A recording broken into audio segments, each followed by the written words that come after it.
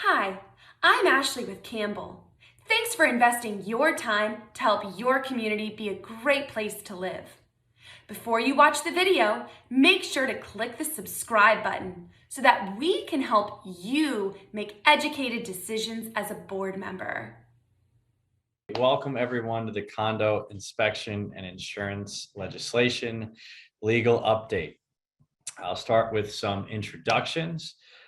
First, my name is Evan Bradley. I am the Chief Financial Officer for Campbell Property Management. I'm one of the 5 owners of the company here, and I'm also a licensed CAM, and I work very closely with some of our largest clients with the major issues affecting their associations, and certainly these 2 bills are one of those. For those of you not as familiar with Campbell, we've been in business since 1953 and manage over 400 HOA and condominium association clients from Dade to St. Lucie counties, all here in South Florida. We have 2 very important guests with us today to help us understand the impact of these 2 new bills that were recently passed in the special session of the Florida legislature. These are bills 2D and 4D, and they're more commonly known as the condo inspection, or a lot of people are calling it the Surfside bill, and the condo insurance bill. Our first guest is Michael Bender. He's a named partner of the association law firm Kaye, Bender and Rembaum.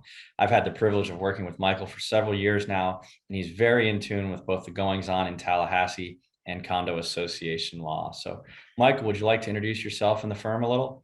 Sure, and thanks. Again, thank you to you and Ashley and Campbell for organizing this, putting it together. Paul, good to have you here as well. Mike Bender, as Evan mentioned, with Kaye, Bender, Rembaum. And very briefly, for those who do not know, we are a community association law firm. We practice with offices in Pompano Beach, in Broward County, Palm Beach County, Hillsborough County, and offices in Miami-Dade as well by appointment. So we serve the state in all aspects of community association law. 21 attorneys, 9 of us are board certified specialists in the area. And we are happy to assist your communities with your legal needs going forward. You can reach out at info@kbrlegal.com. Look forward, Evan, to doing a presentation today that will answer a few questions and probably people will leave with many more. Well, we'll just have to do a follow-up then. So our second guest today is Paul Mack. Paul is a licensed insurance agent for Assured Partners. He specializes in condominium and HOA insurance policies. And Paul is going to help us understand the impact of these 2 bills on the insurance marketplace. So Paul, would you like to introduce yourself and your firm a little? Thanks, Evan. Thanks for having me here. Yeah, insurance is a big challenge these days, and I'm glad to be here to help kind of digest this. My firm, Assured Partners, we're also known as Mack, and Waltz Insurance. For the last 30 years, we partnered with Assured Partners in 2019, and we serve over 3,000 communities in Florida alone. So writing community association insurance is a huge part of our business. Thanks, Paul. So just a very important reminder today, this is for informational purposes only and not legal advice. If you have specific questions about your community, please do reach out to your association's attorney. Please do not use our slides as a substitute for speaking with your own legal counsel regarding the issues and requirements in this bill. And then we anticipate a lot more clarification coming down from the DBPR and the legislature before these things take effect. So just like you, us industry professionals also have some questions about what the real world implementations of this bill are going to look like. This condo inspection bill was 88 pages. Some of it is black and white, and we're going to try to get that information to you today. But some of the bill, particularly about how it's going to work in the real world, is still very gray, even for the attorneys. Remember, a lot of this is brand new, and terms like milestone inspection and structural integrity reserve study, which we'll talk about today, are completely new to the industry, and no one has done these specific reports before. As we get clarification from the legislature and the DBPR, we will host additional education to help boards navigate these issues. Please do take advantage of our Q&A today, but do try to limit it to questions about the course material and at a little bit of a higher level. Questions about your individual condo or legal association are going to be beyond our scope today, and we're just not going to be able to answer those. So let me start off with our agenda today. So simply, we're just going to cover Senate Bill 4D and Senate Bill 2D. But like I said, Senate Bill 4D is 88 pages. It's extremely dense, a lot of new terminology and rules. we've broken it down as best we can to help you understand it. And we will be sending out these slides. So there's going to be a lot of words today, more than normal, but we felt it was important just due to the nature of the bill. Senate Bill 2D, also very extensive, but very little of it is directly relevant to associations. So we're going to cover that at a little bit of a higher level with Paul and not really get into the intricacies of that bill. We're going to try to keep this to an hour, but I have a feeling we're likely going to run a little long today. So do bear with us, and we appreciate you guys joining. So we're going to start with Senate Bill 4D, condo inspection. So Michael, you're tuned in with Tallahassee. Can you kind of give us a brief explanation of how the sausage got made here? Yeah, and I will keep it very brief because I know that our participants want to get really more into the meat of it. But I just wanted to again briefly let everybody know that this bill, this 4D, which seemed to pop up overnight in Tallahassee the last week of May, is a bill that has been discussed and was being discussed by the House and the Senate as far back as November of last year. The frameworks of this bill were being put in place and talked about and discussed from November through the end of regular session, which was the beginning of May. Unfortunately, they were not able, the House and Senate weren't able to agree on language during regular session, which is why the bill died. During the special session, the insurance legislation that was taken up, they pretty much resolved that, I think, on that Monday. So Tuesday is when they were able to, the House and the Senate agreed to put forth this proposal that we'll talk about today. Senate passed unanimously Tuesday, House passed it Wednesday, Governor signed it Thursday. And really what I want to say to everybody is, again, my opinion, there were many groups that were involved in trying to frame this. You know, the property managers, interested owners, attorneys, reserve advisors, CPAs, engineers, and they were heard. I just don't know that they were quite well listened to when the final bill got put together. But it was important that something get on the books, in my opinion. It's good that we have some safety inspection requirements, and we'll go through a little bit more specifically, but that's where we're at. But I want everybody to understand, this is as we get into this, you'll see 2.5 years, the end of 2024 is when the milestone inspection and the structural integrity reserve studies are required to be first completed. And the reason, and part of that is because there are at least 2 regular sessions, 2023 and 2024, that will occur before those deadline dates. So I anticipate there'll be some modifications. I do want to emphasize, though, Evan, in my opinion, and from what I've been hearing, I do not expect there to be any extensions necessarily of the milestone inspection deadline. I'm not sure about the structural integrity reserve study or the reserve aspect of it, but I would encourage everybody, and we'll repeat this throughout, all boards and their management teams, to be reaching out. If you're working with engineers now, get with them on what you can do to kind of come into compliance with this. Try scheduling with engineers now, even if it's a year out. Because I mean, I don't know if we have the labor force in the state. That's one of the things they have to be looking at. I've heard some engineers say yes. I've heard some say maybe not. So that's where we're at. All right, well, let's try to get into the meat of it a little bit. So Senate Bill 4D, what's actually in it? So I tried to break this bill down into 4 main digestible sections for all of us. Each section has its own specific requirements as to who must comply and what those deadlines are be. So it's broken down into the information reporting requirements, the milestone inspection requirements, structural integrity reserve study requirements, and new reserve budgeting requirements. So we're going to start with the easiest one to understand: information reporting required to the DBPR. So we're going to take the easy stuff first. So Michael, who has to do this? Yeah. Well, as per the way the statute is written, on or before July 1st of 2023, and for any condominium or cooperative that's existing as of July 1st, 2022, they are required to report information to the division.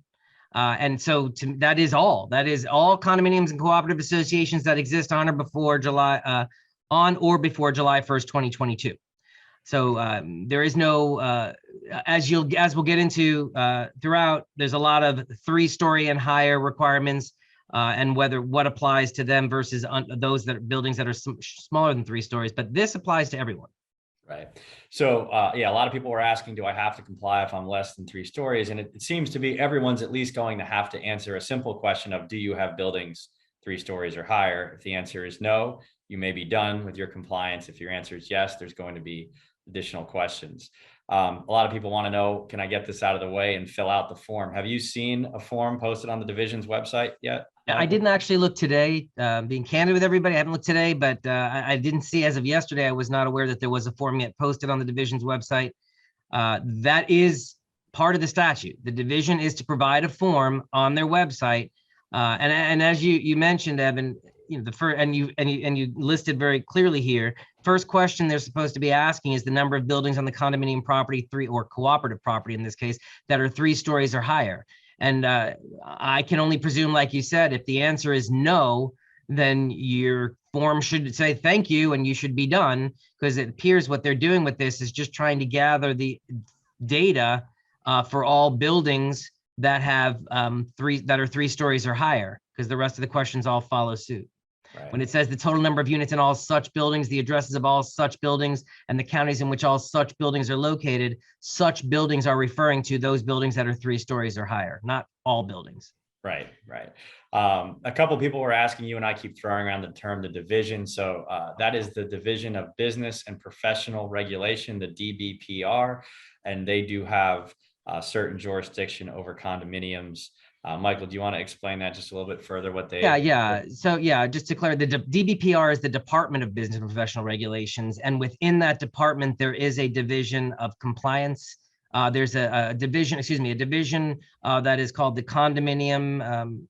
They've changed their name, so I'm going to say it's condominium, mobile home, and planned unit development, but I probably don't have that right now. But it's a condominium and mobile home division within the DBPR, and there are 2 sections to it. Many might be familiar with the arbitration division, where they handle arbitration matters, and then there's also a division of compliance, and it is within that DBPR's department that the division is supposed to provide this form. Great. So now that we got the easy one out of the way, the next one is milestone inspection requirements. What is a milestone inspection? Oh, I see no reason to do anything other than just read to those who aren't looking at the slide. The milestone inspection, because these statutes has very clearly defined some new terms. Milestone inspection being one of them. It is a, quote, structural inspection of a building, including an inspection of load-bearing walls and the primary structural members and primary structural systems, as those terms are defined in Florida statutes 627.706. And the milestone inspection is to be performed by a licensed architect or engineer that's authorized to practice in the state of Florida. And the purpose is to attest to the life safety and adequacy of the structural components of the building, and to the extent reasonably possible, determine the general structural condition of the building as it affects the safety of such building, including a determination of any necessary maintenance, repair, or replacement of any structural component of that building. That's directly from the statute. Okay.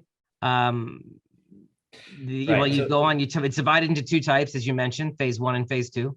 Right. So I think those in attendance, it's conceptually somewhat similar to the 40-year inspection for structural requirements that exists in Broward and Dade County. But to be clear, it is going to be significantly different, it appears, in some ways.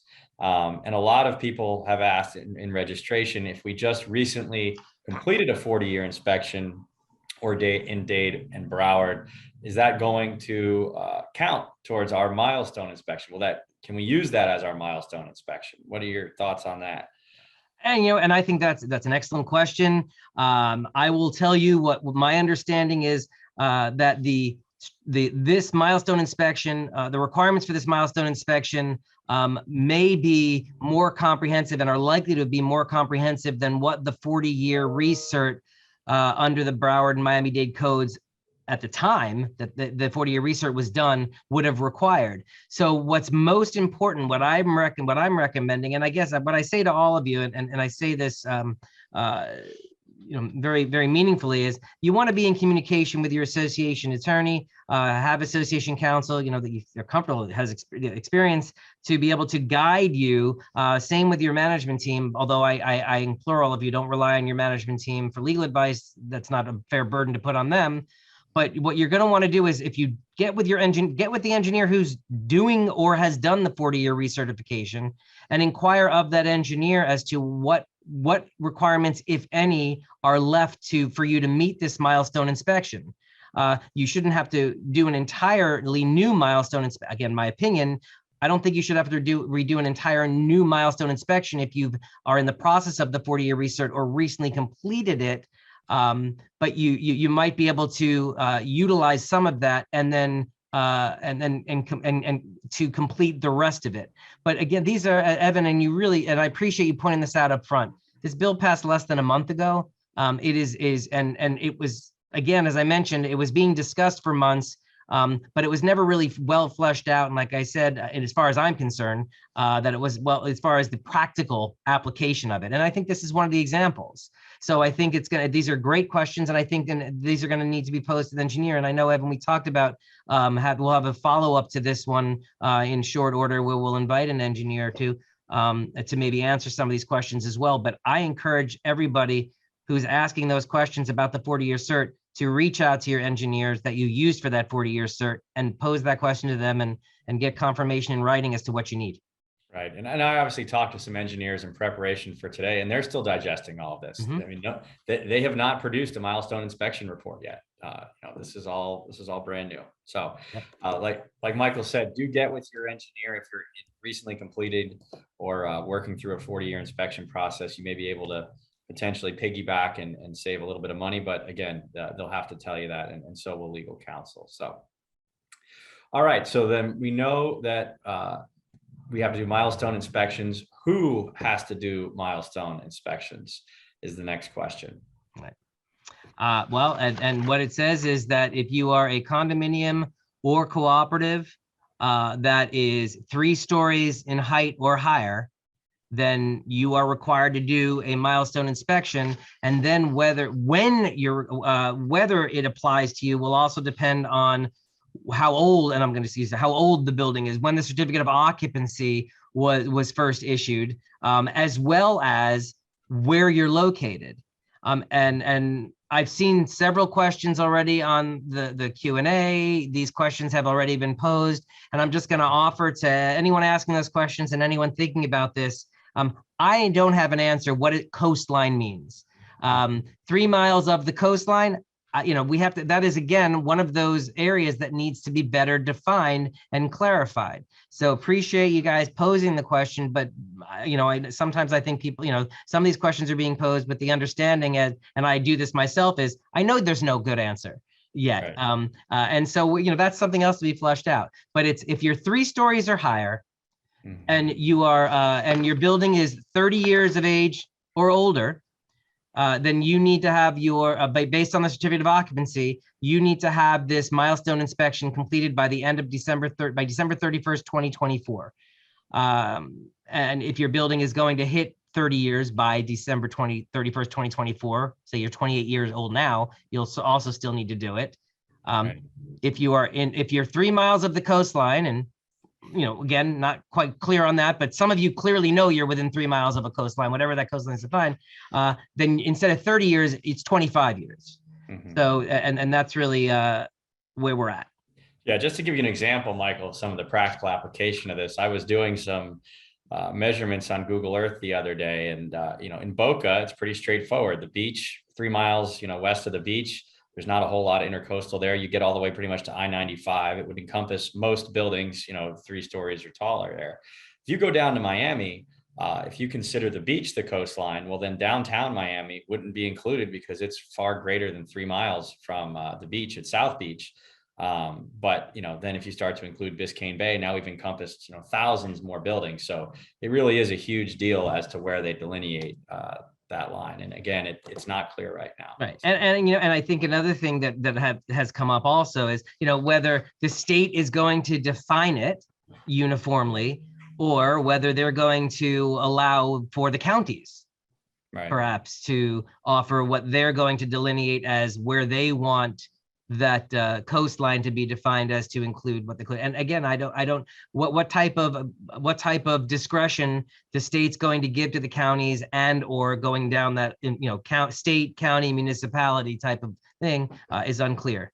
But do know that, but everyone should be aware of is that the state has certain guidelines or restrictions or legislation that they put in place, which obligates the counties to at least meet those requirements. That does not mean that your county or your city or municipality can have more restrictive guidelines or guidelines that have more requirements.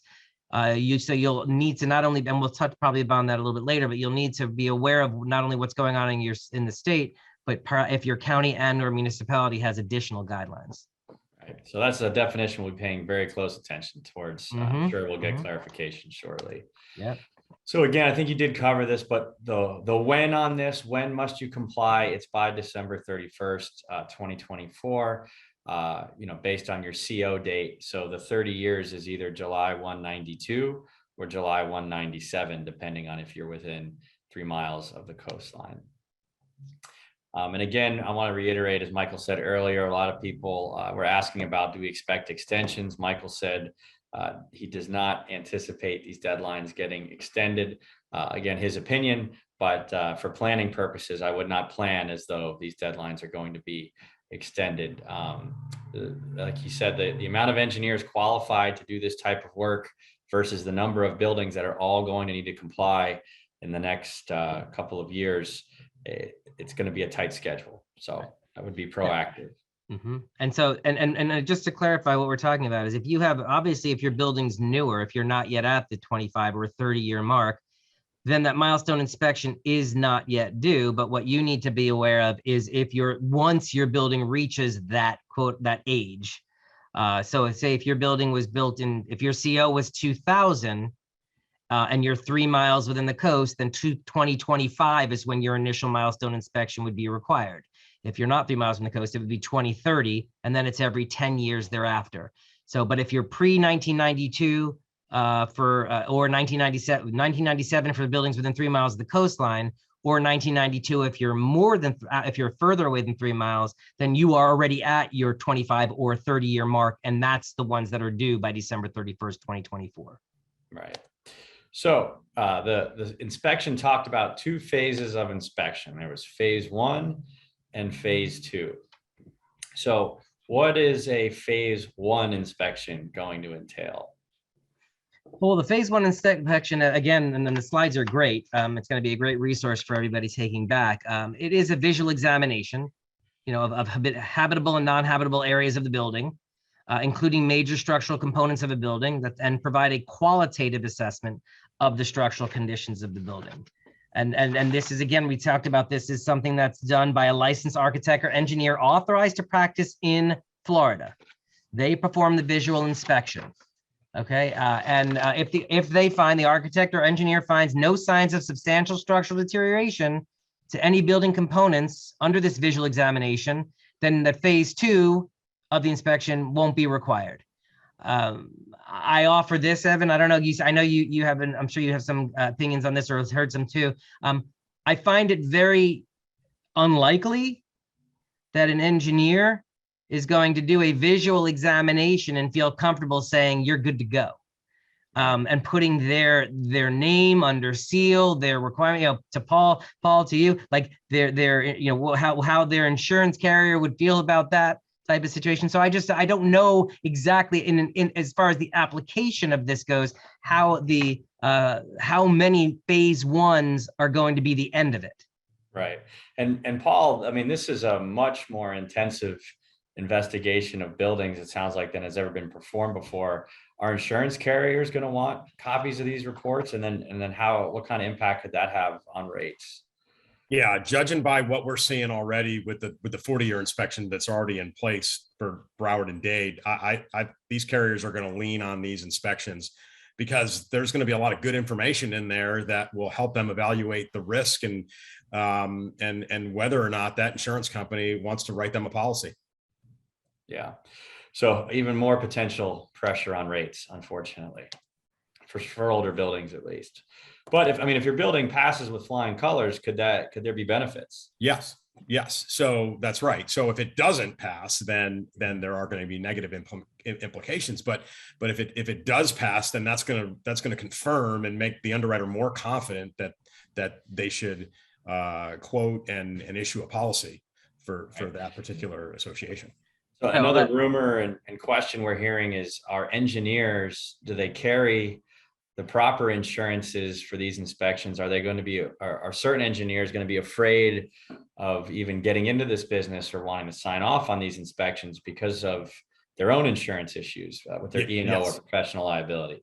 Yeah. So, you mentioned it earlier that there's going to be a huge demand. I don't know if the manpower is there. And if an engineer that's not doing this now wants to get into it, there could be some insurance implications for that particular engineer. And being that this is so new, the early indications are that insurance underwriters that are doing this are going to have to evaluate this risk, because it poses a risk for the architect that's putting their name on the line here.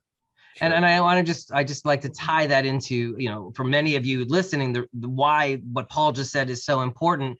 Has to do with when you're hiring these engineers, you obviously are signing contracts with them. Hopefully you're having your counsel review these contracts and talking with your insurance agent about the insurance requirements that are being presented by those engineers or licensed architects. And so we're going to want to examine that, and that's going to be an issue for the associations as far as what type of coverage is your engineer and our architect going to have in place to protect you, the association, should there be an issue. All right.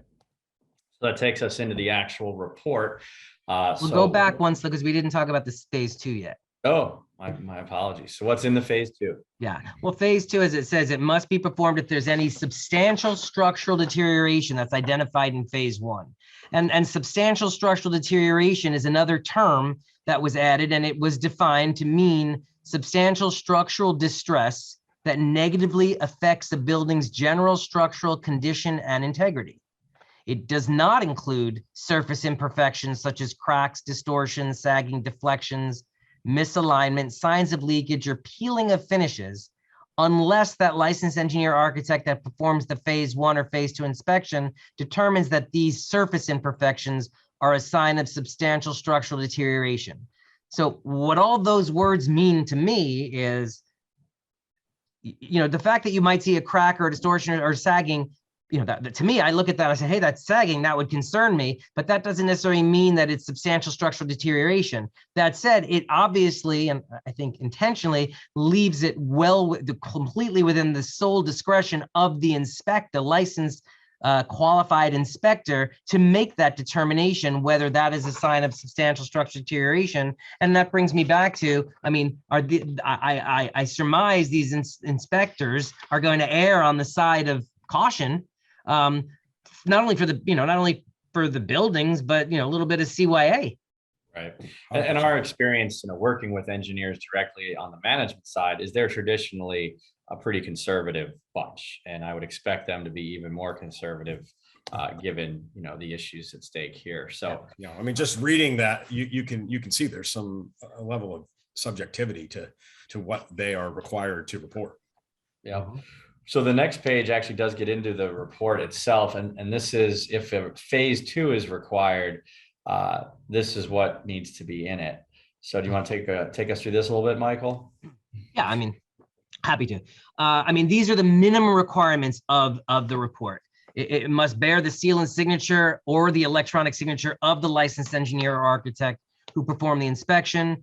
It has to indicate the manner and type of inspection that formed the basis for the report. It has to identify any substantial structural deterioration within a reasonable professional probability based on the scope of the inspection, describe the extent of such deterioration, and identify any recommended repairs for that deterioration. It also needs to state whether there are unsafe or dangerous conditions, as those terms are defined in the Florida Building Code.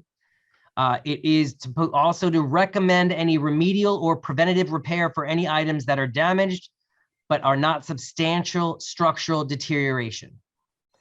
And then it needs to identify and describe any items that require further inspection. Again, so pretty, I mean, this is your minimum, but it's pretty comprehensive what it needs to provide. And that first item there, bear the seal and signature of that engineer and architect. So it is confirming this is what they're saying there. Right. So one other thing I want to point out about these inspections is that the statute was very clear that both these milestone inspections and the structural integrity reserve studies, which we'll get to next, those are official records of the association. And that also means they'll have to be posted on a condominium or co-op website for associations that have to comply with that section of the statute. And it also says that sellers of condos and co-ops must provide potential purchasers copies of the milestone inspections and the structural integrity reserve study. And those reports must be kept for at least 15 years. So the compliance division of the DPR is obviously going to be taking a pretty aggressive line on all of this.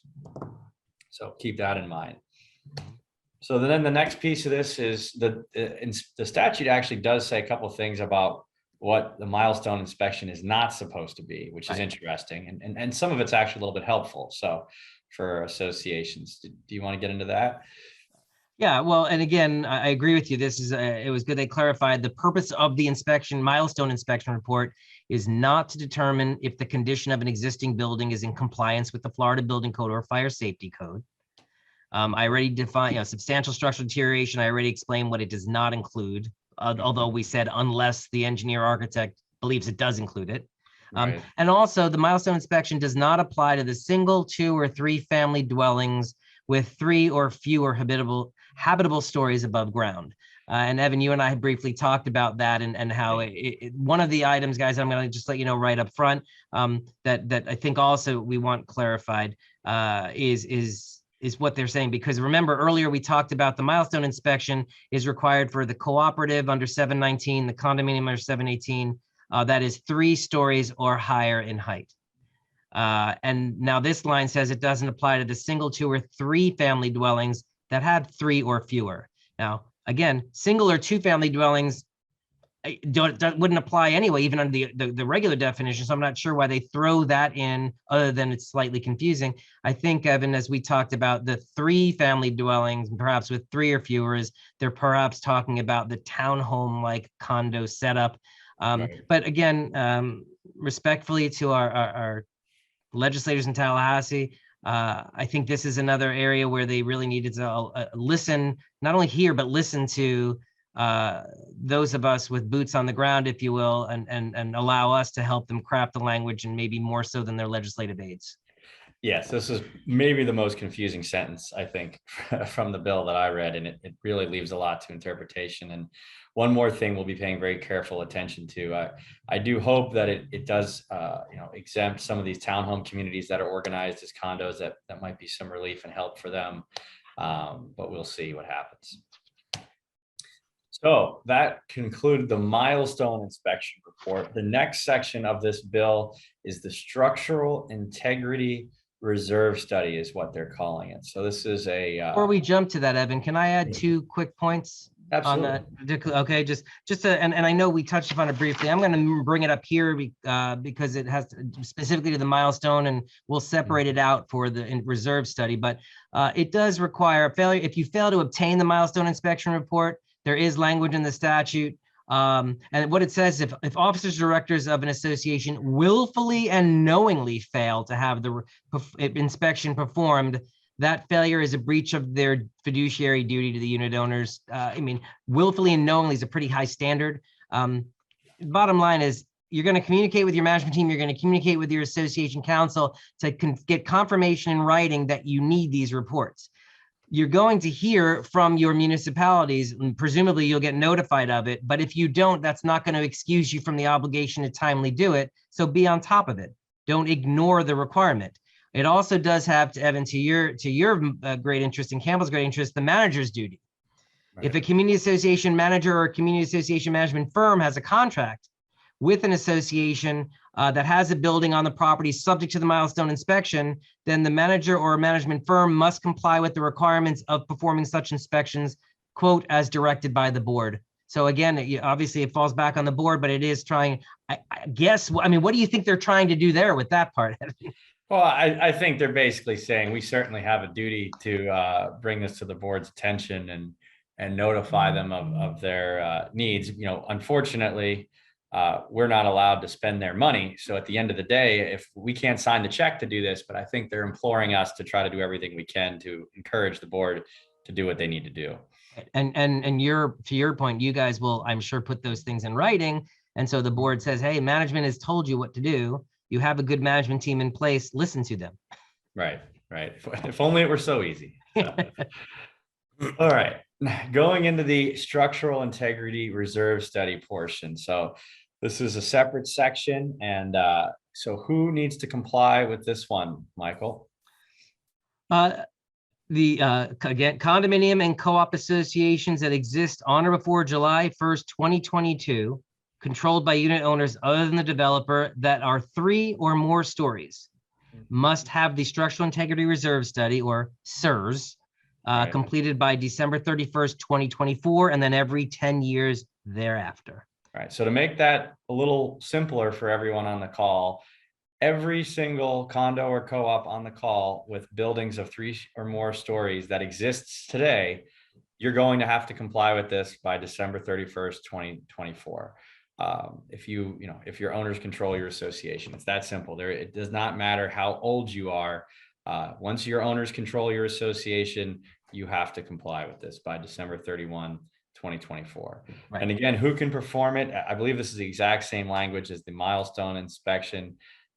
Slight variation, but it says the visual portion of the Right. structural integrity reserve study must be performed by an engineer licensed under Chapter 471 or an architect under 481. So the visual inspection piece is a little interesting, Michael. What are your thoughts on that? Well, yeah, and thanks, Evan. What they did, again, this is another term that we had a couple of other terms we discussed when we talked about the milestone inspection and substantial structural deterioration. Well, here's another new term: structural integrity reserve study, and it was added in the definitions as a study of the reserve funds required for future major repairs and replacement of, and I'm quoting, the common areas, based on a visual inspection of the common areas applicable to all condominiums and cooperative buildings 3 stories or higher. And the reason I point out I'm quoting, Evan, as we've talked about, is as everybody who lives in a condominium or cooperative understands, the statute 718-719 refer to common element. So that'd be a simple cleanup that they'll do. But again, to me, it points out the concern I raised earlier that they needed to really listen more to those of us in the industry who understand what we're talking about. So we don't have the word common areas in a statute, condominium or cooperative act, that refers to common element.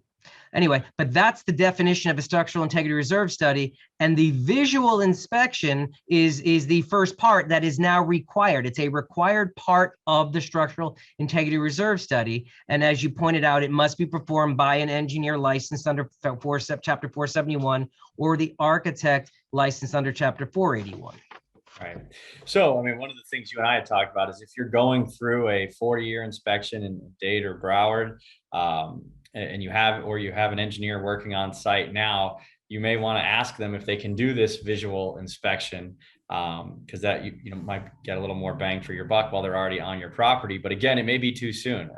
The engineers may need some clarification still before they're comfortable performing these inspections. But if you have, I think that's a fantastic advice, though. I think your point is that's an excellent point. Is if you're doing this milestone inspection, you have the engineer or architect on site.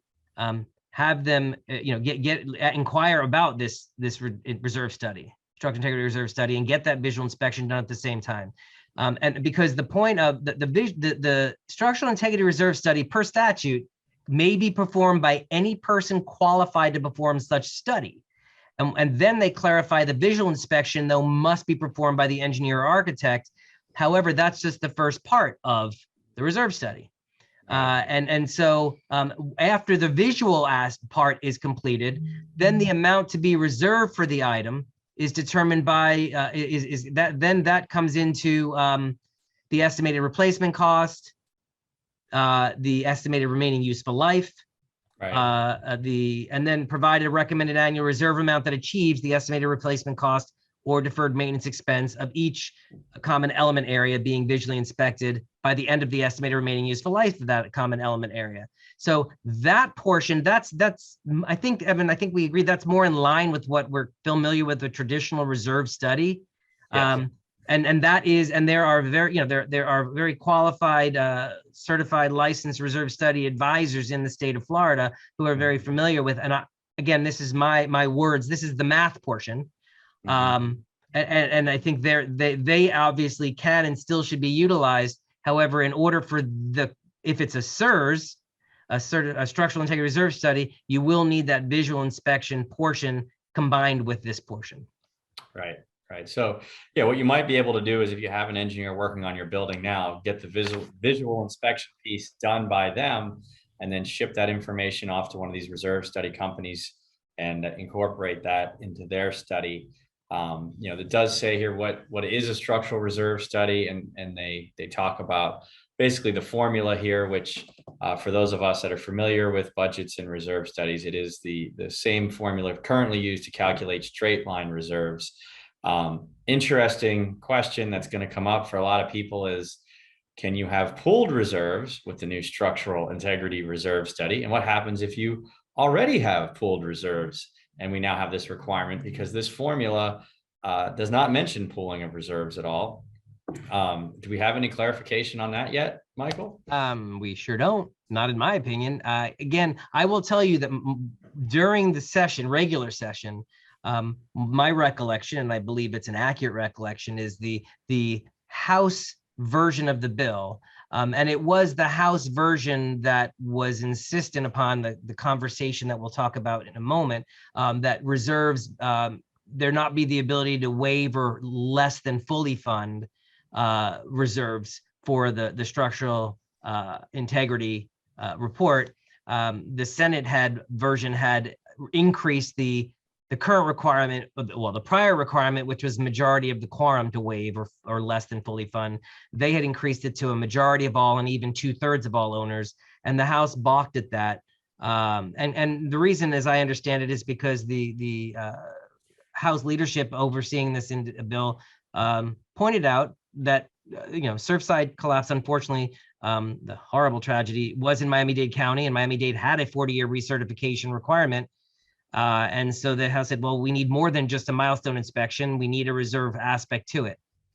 So that's where, and my understanding is they did not want pooling of reserves because they didn't want the line items that are within the structural integrity reserve study to be able to be utilized for anything other than for what they are being delineated within that reserve study. Right. It is an open question. You asked another great question, Evan. What happens if you already have, like, if you have pooling of your roof and your paving and your painting now? What happens with those funds? Are you supposed to pull something out for roof and for painting, which are 2 of the 7 or 8 or 9 items that are listed in that structural integrity reserves, paving not being listed? Right. Good questions, everybody. Right. So that gets us into, what does the statute say about the components included in the new structural reserve study? So we obviously got them listed here. Several of them are new requirements, right, Michael? I think they are spelled out more clearly, because okay. That last one where it talks about deferred maintenance expense or replacement cost that exceeds $10,000. If you stop for a moment there, that the current language, which is still in there, because again, remember, this structural integrity reserve study applies for those buildings 3 stories in height or higher. And so I point out to you condominiums and cooperatives that are less than 3 stories, to which the SIRS does not apply. You still have an obligation to fully have your budget adopted with fully funded reserves. There's you may just have the ability to do waive or partially fund, which in a moment we may discuss. That is still a little bit of an open question too. But just for here, any item that has deferred maintenance expense or replacement cost that exceeds 10,000, and I think addressing replacement plumbing or electrical things of that nature, fire protection systems, those things for the most part, I think are all going to exceed 10,000. So I think in some ways, if you were doing proper reserve studies, then those would have been included in things you had line items or in your pool prior. This just is very much spells out much more specifically what components are required. And I appreciate this. I think this is a good part of the bill, in my opinion. Right. Yeah. Well, and For the just most part, there is one. The Windows one, as we'll talk about, is an open question, though. right. But I'll even say I've seen a lot of reserve studies, and I don't know that load-bearing walls, primary structural members, which really would encompass kind of all aspects of concrete restoration, if you really Right. think about it practically. A lot of studies did not have a lot in those categories, or I'll say enough in those categories. And I think this is going to dramatically increase the requirements for that. Yeah, But floor Windows, and foundation, for example, were not ones that I would think anyone really considered prior to this.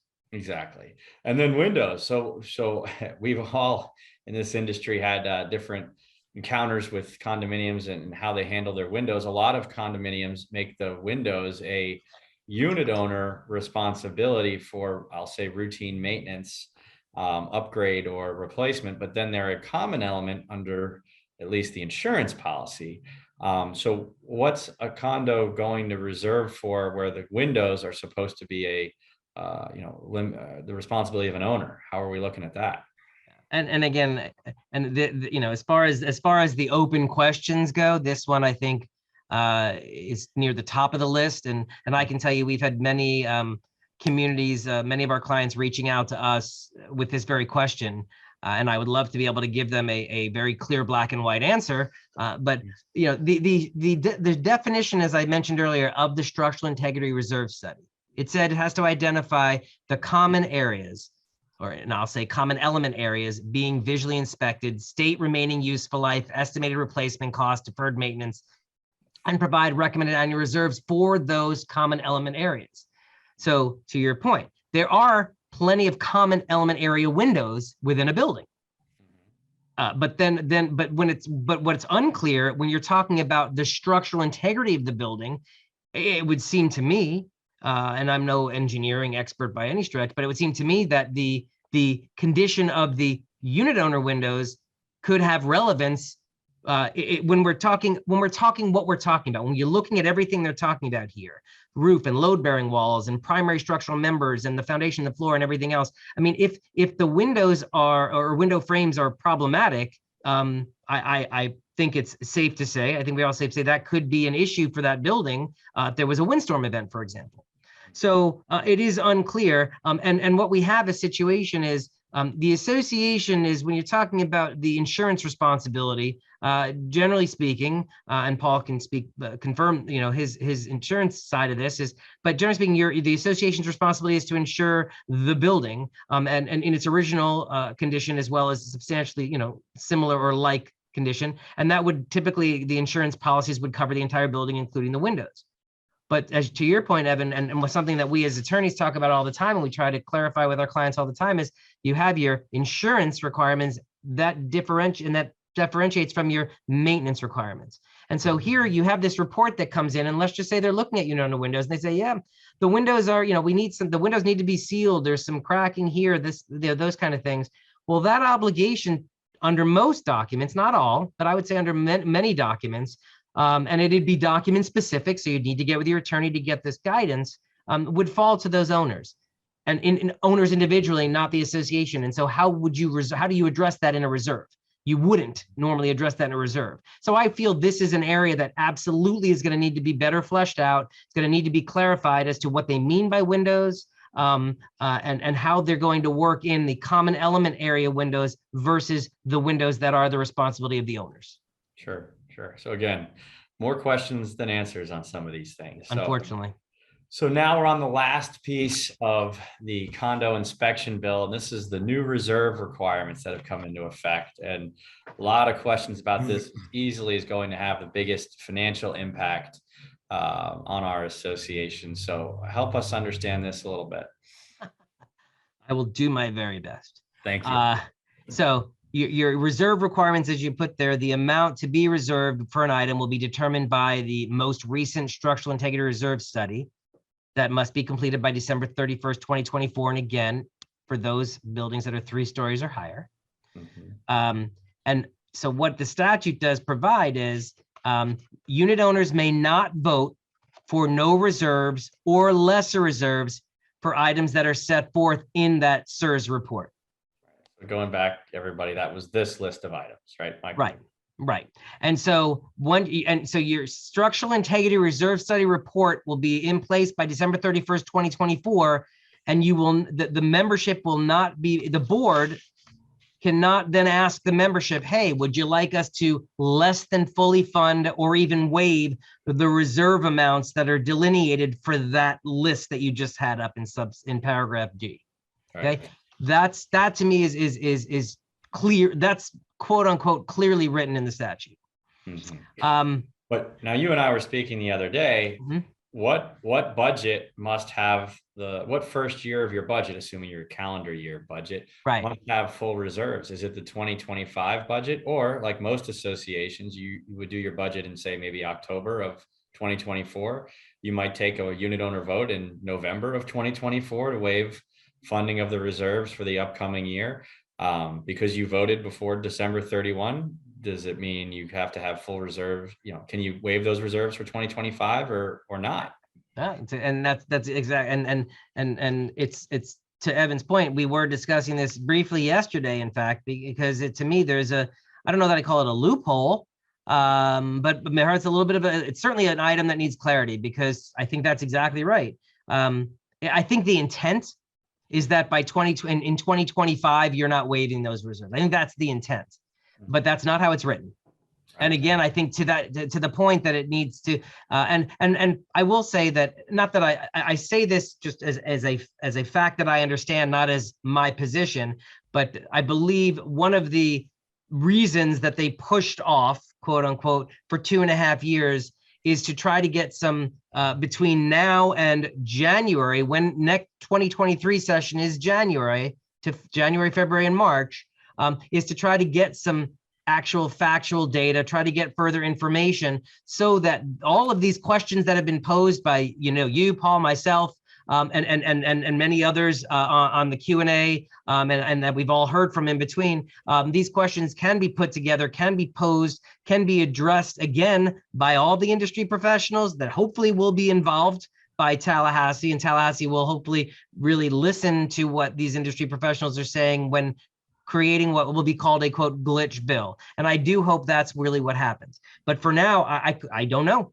Right. Well, from an insurance standpoint, if I may just add real quick, I mean, this could have a very positive impact, and what people are desperately looking for is a reduction in rates, because now if this takes place and the money's there to ensure those buildings are adequately funded and maintained, then that may create more confidence in the market here, where we get more carriers that want to compete for the business. So, but that's down the road. That's going to take a while, because these requirements don't take effect until 2024. Right. Well, actually 2025 at the earliest. Right. As far as when they have the funds in hand. But yeah, and Paul, I would love to be optimistic that these carriers are going to pass on these savings to all of us. And actually, like, if people do this milestone inspection and they, like they said, they pass with flying colors, I'd love to see that they're going to add like mitigation deductions to people's policies. But I think that I'm being, I'm hopeful. But to your point, you said, hey, if they have that will at least allow them to get coverage. And unfortunately, that's the scary part, that we're talking about just being able to qualify for coverage, not even the cost of it, but just get qualified. Because I have a client I'm dealing with right now who just told me that they were required to do some roof work in order to get Citizens, and they did this roof work, and Citizens still isn't giving them their policy. So I have to look further into that. But I mean, so yeah, to your point, I just hope this will help at least guarantee all our buildings coverage, and then we can work on getting them cheaper. What we need desperately is capacity. That's what we need. It's not so much passing on savings as it is, let's get more capacity, let's get more carriers, and then let's get competition for business like we used to have, which we don't have in the present environment. Right. So, I mean, just kind of getting back to these reserve requirements, there's one huge open-ended question, Michael, that I've asked, you've asked, people are asking on the Q&A. Yep. It is unfortunately very unclear, which is, do buildings that have less than 3 stories, will they have the right to continue to waive reserves or not, based on this language? Right. And right. And again, so this will require clarification. What the statute, as the statute was written, in many, many locations, it talks about 3 stories in height, 3 stories in height. And then it also, and then but then in this portion of the statute, it doesn't reference 3 stories in height, or it doesn't reference specifically the structural integrity reserve study. It basically says that members of a unit owner controlled association may not determine to provide no reserves or less reserves than required by this subsection for items listed in paragraph G. Now, up to this point, paragraph G applied to the structural integrity reserve study, and therefore 3 stories or higher. But they didn't, the way they wrote this portion of the statute, at least in my opinion, it's certainly, it's a reasonable interpretation to say, hey, if you are less than 3 stories, again, you're not responsible for the SERS, but you're still responsible. Your budgets are to be adopted with fully funded reserves for roofing, paving, painting, and then any other deferred maintenance item that's $10,000 or more. So those are which is what's always been. So then again, and remember, it's always been within the discretion of the board to say, hey, listen, we need the funds. We're not going to put a vote out to the membership. The boards retain that discretion to fully fund and not go out to the membership to less than fully fund. But if you're 3 stories or lower or less, I'm sorry, if you're less than 3 stories, if you're less than 3 stories, I believe it's a reasonable interpretation to say roofing and painting, which are listed in paragraph G, you cannot no longer provide less than fully funded reserves. Right. And so that is some, and so whether that is what it was intended or not needs to be fleshed out. The good news is it doesn't apply. It doesn't become effective until December 31st, 2024. I'm pretty confident that we'll have an answer to that question by the end of session. That's a question that should be easy for them to clarify. This applies to all, or it only applies to 3 stories and higher. And if you're less than 3 stories, you're following the law that was, meaning majority of quorum. I also do want to point out, and I'm sorry, I hope I don't confuse, but we keep talking about G. And so, but there are items like paving, for example, that is listed as a requirement to reserve for all condominiums and cooperatives, but it's not listed in subparagraph G under the structural integrity reserve study. So paving, and I want to clarify, paving, if it's like a dirt area that's adjacent to the condo, not paving a parking garage that's attached to the condo, but a separate paving parking lot, that would seem to still come under one of those line items that the board could go out and have less than fully funding or waiving of reserves. Bottom line is, guys, this is an area you're going to need to go to your association council. You're going to want to get clarification in writing, what you can and can't do. Some things will be able to be definitive. Other things we're going to need to be able to wait until we get answers, but you can wait on those answers, at least for this portion, because we should know this by 2023, well in advance of when you need to know what you need to do. So in other words, you can be waiving this year if you want to waive, or partially fund this year if you want to partially fund, because this isn't in effect. That said, I encourage I encourage funding of reserves is a good thing. Right. And I think everybody, if you've not been funding, you might consider at least doing some partial funding these next couple of years until you might be required to fully fund, or at least kind of ease into it. That's an opinion. Yeah, that's what I was going to say. I mean, particularly condos that have been waiving or partially funding are really in for a serious reckoning if this bill stays the way it is, because the amount required to effectively catch up in 2025, which is what it looks like, could be staggering for some of these associations that are behind in collecting for reserves. Even some of you that may think you're fully reserved or nearly fully reserved, if you've not been including floors, foundations, walls, and load-bearing structures, those numbers will be eye-popping, I think, for some associations as well. So I strongly encourage all of you to look at what you're doing in your reserves, and if you don't think you're doing enough, to try to start to catch up, because you really only have a couple of years to do it, and at least that can take some of the pain out. But we're in a serious situation down here, Michael. We have inflation, and as high as it's been in 40 years. We have these insurance issues where associations are seeing 30 to 100% increases. We now have the structural reserve study requirements And I don't want to bring it up because it gets a little complicated, but then there's those ELSS I issues for was some just of gonna our say that, yeah. condominium associations also that carry potentially huge price tags. Which still has a deadline of December 31st, 2023. Right. So if those of you who may not know what we're talking about, that's the what is it? Enhanced life safety Emergency system. life safety system Right. requirements. Emergency life ELSS, yes. Right. So if do you want to just very briefly say who that applies to? I think that's I mean, it applies primarily to the high rise. right. So 75 feet and taller. yeah. So and what it is a lot of people opted out of fire sprinkler retrofit.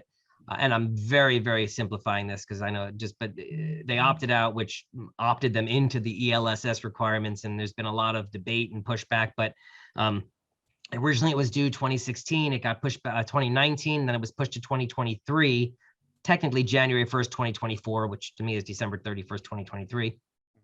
And again, there's no indication that Tallahassee is going to extend that further as of this moment. But like I said, and Evan just did a pretty nice, bleak summary of what's going on. Right. So who knows what's going to actually happen? So there's a lot going on. Right. So I think some people have asked about this in advance and during the call today. There is some new legislation already in place for what I would call more like 40-year inspection requirements, although some of them are not quite 40 years. Highland Beach put in their own ordinance starting at 25 years for buildings more than 3 stories or 50 feet. Boca Raton now has an ordinance for buildings 3 stories or 50 feet. And Aventura has an ordinance about turning building inspection reports into the city. So if you're in any of those municipalities, plus Broward or Dade County, those municipal requirements have not gone away. A lot of people are asking, does the milestone inspection replace those? Michael, as far as we know, that has not happened, at least not yet, right? As far as we know, and again, there is language in the statute that talks about local government enforcement, and it says a local enforcement agency may prescribe timelines and penalties with respect to compliance with milestone inspection requirements, and a board of county commissioners may adopt an ordinance that requires the condo or cooperative association to schedule or commence repairs for substantial structural deterioration within a specified time frame. After that enforcement agency receives the phase 2 report, the repairs must be commenced within 365 days after the report. And if the association fails to submit proof to the agency that they've been scheduled, then the enforcement agency has to determine whether the building's unsafe for human occupancy. So there is language talking about they are delegating certain authority to the county and the municipalities. And as I mentioned earlier, to piggyback on this is, to me, it's not an either or. To me, it's a both. And where one is more restrictive than the other, you're going to need to follow the more restrictive, quite frankly. Right. So if one of your municipalities or counties does reach out to you about these inspections, you certainly need to comply at this point, but you may be able to save some money on the milestone inspection if you can get whoever the engineer is doing this for you to try to meet the milestone inspections as well. You may be able to get two reports for the price of, certainly not for the price of one, but a little less than 2. So be thinking about that if you're in any of these municipalities. So just to recap on the condo inspection legislation, these are the different requirements and the deadlines. So the reporting requirements, DPR, all condos and co-ops must comply by Jan 1, 23. Milestone inspection reports, 3 stories or more at 30 years of age or 25 years within 3 miles of the coast. And if you meet that criteria, due by December 31, 2024.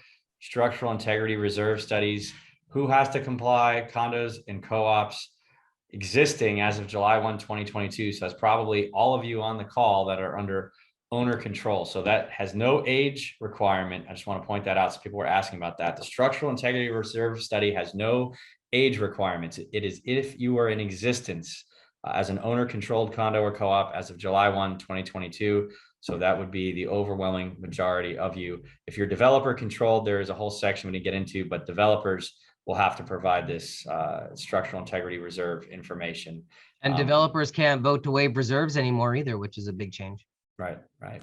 And again, that deadline, December 31, 2024. And I think you brought this up earlier, but I think it's worth reiterating on this slide. There are penalties or enforcement mechanisms, at least at a high level right now, correct, Michael? Again, I mean, they basically they're basically they have language in here. It's unclear exactly what it means, but they're basically saying, hey guys, do this. As board members, I mean, listen, as board members, you're volunteering to do what's in the best interest of the community association. And in accordance with the statute, it's making sure that as board, you go ahead and get this milestone inspection. You go ahead and get this structural integrity reserve study done if you're required to do so. All right, so that concludes our very brief presentation of the condominium inspection bill. Again, a lot of open-ended questions. We're going to be paying very careful attention to what's going on in Tallahassee and with the division, and we will be having update webinars as more information becomes available and we get the chance to speak with some engineers and they digest this information as well. So now we're going to step into insurance legislation. That was Senate Bill 2D. And Paul, this is your time to shine. How did we get to an emergency session of the legislature to discuss insurance? Yeah, I mean, this session was touted as insurance reform because the market's in the state of crisis right now. What we desperately need is insurance companies to compete for business, and oftentimes, associations look at the insurance company as the one that's driving the rates. In Florida is a bit unique because the carriers that write here in Florida are generally, especially when it comes to property insurance, they're smaller insurance companies. And their role is to do all the underwriting, do all the marketing, do all the claims administration. But because they're small insurance companies, they've got to lay off the lion's share of the risk to the big reinsurance companies, the Berkshire Hathaways, the global insurance companies. And those global insurance companies are affected by everything that happens all over the world, whether it be wildfires or, hurricanes that don't hit South Florida. And that's the big question I get asked all the time. Hey, we haven't seen a hurricane, in years. Why are we seeing rate increases? It's because the big reinsurers, insurance for those smaller insurance companies, those guys are the market drivers, and they are not willing to put their assets on the line in Florida because of, let's talk about the slide here. I mean, Irma hit in 2017, but here we are in 2022 with thousands of open claims, roof claims. You have roofing contractors knocking on people's doors, associations, homeowners saying, we're going to get the insurance company to buy you a new roof, and we don't care if you think you had damage or not. It doesn't matter. And the way it's set up, the policyholder, the insured, has no skin in the game. So you can sue the insurance company. The attorney's fees, for the most part, are paid by the insurance company, and there's no repercussions if you lose. So why not? And that's why Florida accounts for 9% of the claims nationwide, but 80% of the lawsuits when an insurance company is being sued by their insured. So, I mean, just look at that number right there. That tells you that's the big driver of what's happening in Florida right now. It's really a supply and demand issue. You've got these big reinsurers that are going to these small insurance companies like American Coastal, like Heritage, the big writers, and saying, we're going to cut the amount of coverage we're giving you by a significant amount. We're going to double your rate. So these insurance companies have no choice but to go to their books of business and start cutting the older buildings, the older roofs, the ones that they think are going to be the highest risk for them, because that's why you see all these insurance companies going out of business that are writing homeowners insurance. They can't buy the reinsurance and they don't have sufficient assets to support the risk they're taking. What we need here is an environment that's going to promote competition. What we need is, and there's no magic wand for that. Tallahassee can't wave a magic wand and say, we're gonna go in here and we're gonna cut rates. I mean, if they start doing that, then it's in the short term going to make things worse. And your premium increases from 25 is really sort of a minimum right now. And a big date for reinsurance renewals is, again, reinsurance is insurance for the insurance company. that's a July 1 is a big date, July 1 and January 1. And those renewals that those carriers took were big increases and a lot less coverage. So, we're starting to see more like 30-40% right now, and the hope is that the environment, and we'll get into what they actually did, but the hope is that they create a competitive environment and we go back to having some capacity here in Florida. Right. So let's talk about what is in the bill. Again, this was a very dense bill, a lot of language in it, but not a ton of it specifically relevant to our industry. So we're not going to cover the whole bill today, but what was in there that was at least relevant to the people on the call today? Yeah. So the tort reform, and I mentioned that you have 9% of the claims nationwide and 80% of the lawsuits. Well, this bill that they wrote, without getting into the detail, really kind of makes it harder for a policyholder to sue the insurance company, and it makes it harder for the lawyers to get paid for suing their insurance company. And the hope there is that, these free roofs. These contractors that are going after are free roofs, that will hopefully go away, and insurance companies will have an incentive to come back here and write business. All right. Yeah, I mean, that's the hope, and I think you got into it a little bit. I think the advertisements related to free roofs, the attorney's fees being paid for, all of these issues they tried to address in the bill with the hope that it will reduce the expenses to the insurers. Right. Like right now, you go to sue your insurance company, and the plaintiff lawyer kind of creates a bucket over here and says, these are our legal fees, and when we settle, insurance company, you're going to pay those. And roof replacement. So years ago, insurance companies, it was hard to get the insurance company to replace the roof. So they created a law that said, hey, if the roof covering is damaged 25% or more, the insurance company is going to be forced to replace that roof. And now that's kind of been exposed to the point where now we see all these insurance companies having to pay these claims that are putting them in a position where they just don't want to write business anymore. Right. So, I mean, we hope that these things make a difference, but really it's going to take some time, right? I mean, is this going to be a quick fix in your opinion? No, unfortunately, no. The insurance industry has said that it's not enough has been done, and hopefully something that has been done, particularly on the curbing the attorneys from suing the insurance companies. That's probably a 12 to 18 month wait and see what happens kind of a thing. And these big insurance companies now aren't looking at the dollars; they're looking at the profit, and I think they all want to wait and see what kind of impact that this has. Right. And a lot of these IRMA claims are open. I mean, a lot of these bills are yet to be paid, and settlements and different things. So this is going to take a good deal of time, I think, to wash through. Thousands of them are still in litigation. Wow. Right. So unfortunately, I mean, a lot of people had high hopes, but what did the bill not do that I think some people wished it did do? It didn't cap the increases, right? It didn't cap rates, and it does nothing to directly lower premiums or keep increases in check. There's no mandate as to how much insurance can or should cost or go up. No, nothing in there. And I think you hit the nail on the head. I mean, you don't expect that, this session ended and you're going to get your renewal and it's going to go down. It's not. I mean, I think in the very short term, I think you could say for the remainder of this year, I don't think anything's going to change. I think we're going to see, property rates in the 30-40% range as sort of an average right now. It's still a very hard market, and it's going to remain. So as we get, what's on everyone's mind, as in June, July here, as we get into the budgeting season, which will start in August and September, how should associations be planning for their 2023 budget when it comes to their condo or co-op insurance?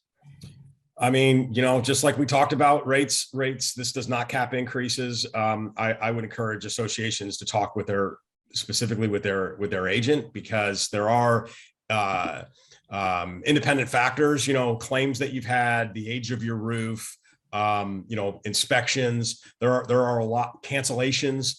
All of that is going to drive an accurate number. I mean, if all things are good, I wouldn't expect, I mean, at a bare minimum, 20-30% if you're lucky. But like I said, now that we're seeing these July 1 renewals for these reinsurers, I think it's more like 30-40%.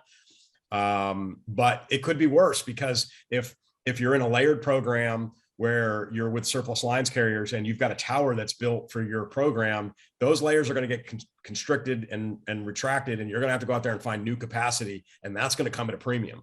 So those associations that are experiencing that are going to see steeper increases.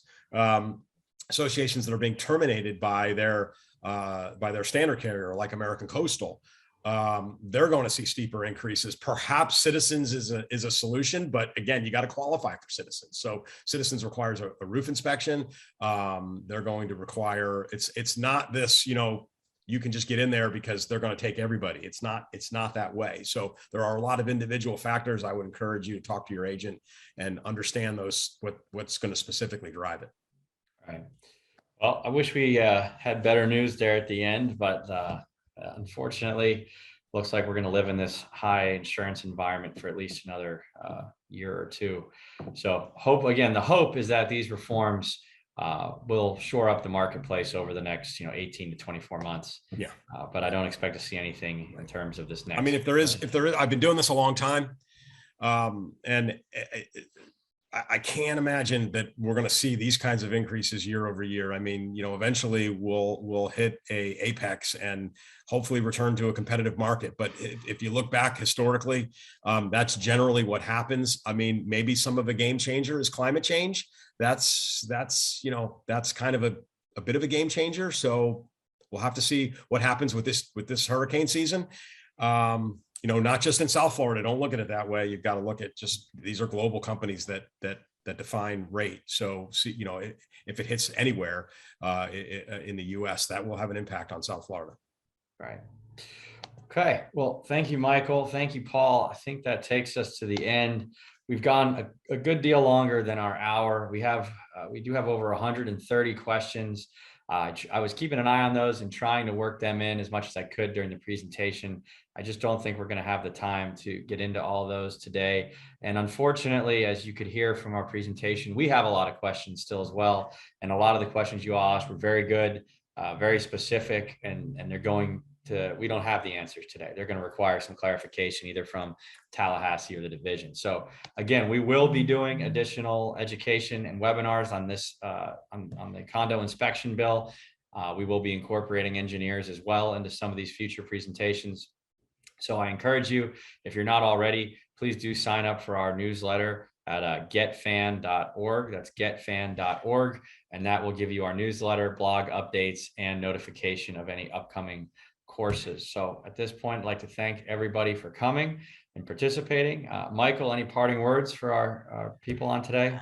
I again, like you, I'll just mirror what you just said. I want to thank all of you for taking the time to listen, hear what we have to say. Hopefully we provided some guidance. Hopefully we gave you some information, and certainly if nothing else, led you in the right direction to reach out to certain industry experts, your engineers, your counsel, and your management team when necessary and your insurance agent, quite frankly, to get the information that you need or further guidance, more specific guidance that's germane to your community. And if we can help at KBR, info@kbrlegal.com if your community is in need of legal guidance.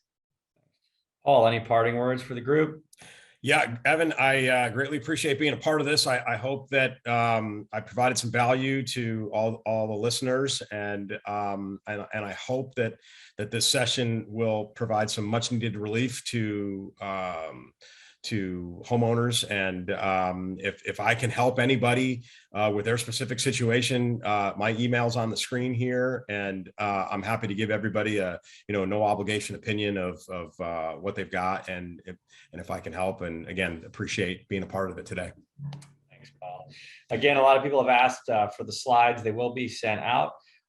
We appreciate having you all today, and looking forward to seeing everybody at a future presentation. So have a great Evan, afternoon, will there be a link of this presentation on your website as well? I know, because then usually send it to us, right? Oh, good point. Yes, Ashley will be posting a link to this webinar. It'll be posted on YouTube. So on our website at campbellevents.org, you can go rewatch this. So if you have members of your community or board that you felt should see this presentation that we're not able to today, it will be posted at campbellevents.org. And we'll be sending you the link as well, Michael, and you can post that wherever you like. Right. The link will be at kbrlegal.com as well. And also, I guess, on YouTube. Pretty cool. Paul, we're going to be YouTube famous. Hopefully not too famous. All right. Thank you, All right, everybody. thanks again. Thank you, Evan. Thanks, Campbell. Yep, Bye-bye. take care. Thanks for watching. For more great educational content, click the subscribe button now.